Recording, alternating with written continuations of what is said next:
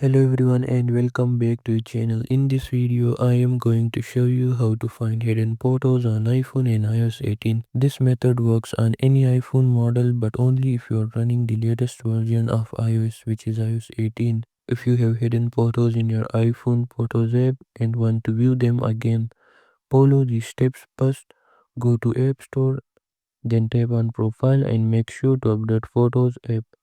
If there's any update after that, open the Photos app on your iPhone, then scroll down to the bottom and until you see the Utilities section, tap on the hidden option and then tap on View Album and use Face ID to verify your identity.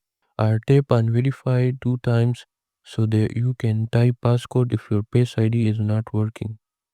Now you can see all your hidden photos and videos.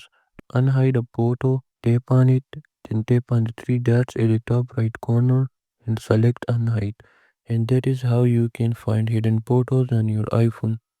Thank you for watching. I will see you in the next video.